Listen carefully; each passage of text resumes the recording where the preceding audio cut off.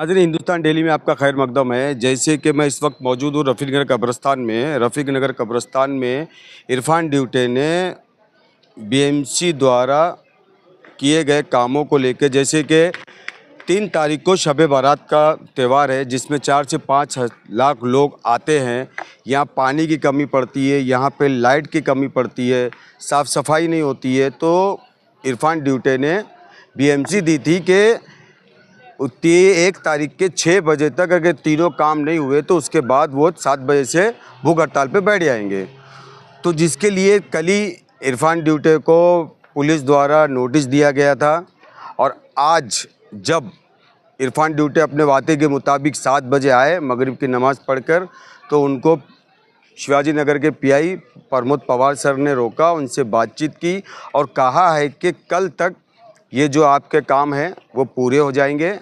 इसलिए इरफान ड्यूटे ने 1 दिन का और टाइम दिया है। अगर कल नहीं होता है तो कल 7 बजे से वो भूख हड़ताल पर बैठ जाएंगे।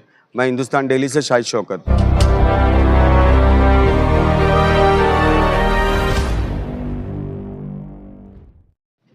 इरफान भाई, क्या बात थी, आपको नोटिस दी गई थी और क्या क्या मुद्दे जो है आपकी मांग थी कि आज आप यहाँ पर उपोषण पर बैठने वाले?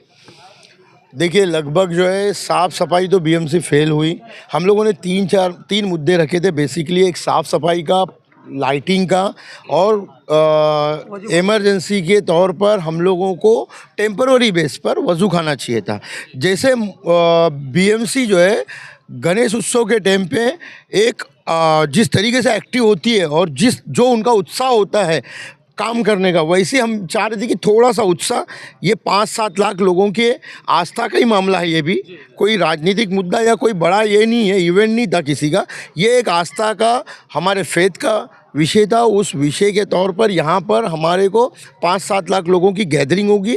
वो गैदरिंग को ध्यान में रखते हुए हमने यही मांगे रखे थे कि भाई स्पेशली आप बारीकी से साफ़ सफाई करवा दीजिए, लाइटिंग की व्यवस्था बराबर कर दीजिए, और तीसरी चीज़ बोले थे कि टेम्पररी बेस पे हमको वज़ू खाना चाहिए। तो लगभग उसमें से जो 2-3 चीज़ें, मतलब 1-2 चीज़ें जो है उन्होंने करने की कोशिश की है, मुकम्मल नहीं किया, मगर वज़ू खाना भी कल तक बोल रहे हैं। उसके साथ साथ हम लोगों ने जब आज बैठने के लिए आए तो आपके ऑन कैमरा आपने देखा ही है कि मुंबई पुलिस की तरफ से, शिवाजी नगर पुलिस की तरफ से मुझे पर्सनली काफ़ी क्राइम पीआई जो पवार साहब थे वो रिक्वेस्ट किए। उन्होंने ये भी कहा कि भाई आप लोग ये मत भूलो कि हम लोग डे नाइट जिस तरीके से कोई भी त्यौहार आता है तो मेहनत करते हैं, हमारी भी एक मेहनत होती है, तो हम लोग भी जवाबदारी लेते हैं। तो बीएमसी को कल हम कैसे भी करके, मुंबई पुलिस की तरफ से हमारा भी पत्र व्यवहार होगा और कैसे भी करके आपकी मांगे हमारे बोलने पर 1 दिन एक्सटेंड करो। और हम मुंबई पुलिस का और शिवाजी नगर पुलिस का मान रखते हुए, सम्मान रखते हुए 1 दिन का वक्त दिया है। कल तक के शाम तक नहीं हुआ तो फिर तो उसके पास हमारे अलावा कोई रास्ता नहीं है। बार बार देखा गया कि इसकी तैयारी पहले से क्यों नहीं की जाती है, और जब भी ये जो बड़ी रात की आता है तब सियासत चालू हो जाता है। हर सत्ता और विपक्ष के लोग आते हैं यहाँ पर अपने अपनी राजनीति चमकाने के लिए, वीडियो निकालते हैं और फोटो डालते हैं। देखिए, मैंने शायद से कल भी कहा था, इससे पहले भी कहा हूँ, ये कोई भी राजनीतिक सब्जेक्ट नहीं है। कोई भी नेता कोई राजनीति करने नहीं आ रहा है। अगर आ रहा हो तो किसके किसके दिल का क्या है वो उसको पता है। और बात रही, हम लोग जो है किसी पार्टी को आरोप प्रत्यारोप नहीं कर रहे हैं कि उसने ये काम नहीं किया, वो स्टडी करा नहीं, वो इसने ये नहीं किया, उसने वो नहीं किया। मैं ये सब नहीं करना चाहता हूँ।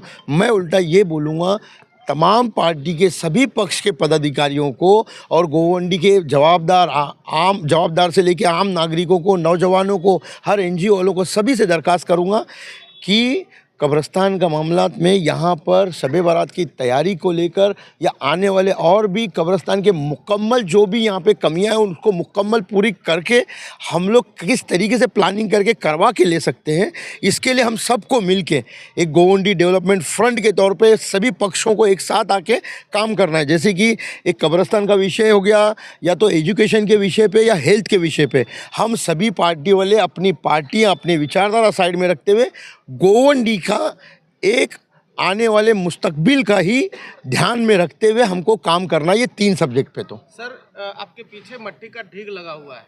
जिस तरह से देखा जा रहा है कि मट्टी, अच्छा भी मट्टी अपने को कब्रिस्तान के लिए मुहैया कराया जा सकता है बीएमसी से या जो कॉन्ट्रैक्टर है उसके द्वारा, तो इस तरह से जो बड़े बड़े पत्थर वाले मट्टी ही क्यों कब्रिस्तान को दिए जाते हैं?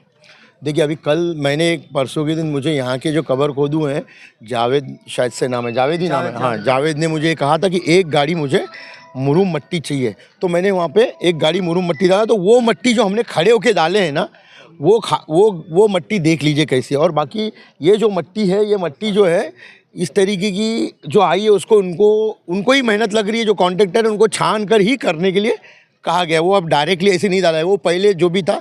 देखिए उस पर मत आइए कि आरोप प्रत्यारोप पर मत आइए, आरोप प्रत्यारोप पर चीज़ों पर मत लाइए। मैं यही बोलूँगा आप लोगों को कि आज जो हमारे सामने इतना बड़ा त्यौहार है, उस पर हमारी क्या तैयारी होना चाहिए और कहाँ हम कम पड़ रहे हैं और प्रशासन को कैसे जगा सकते हैं।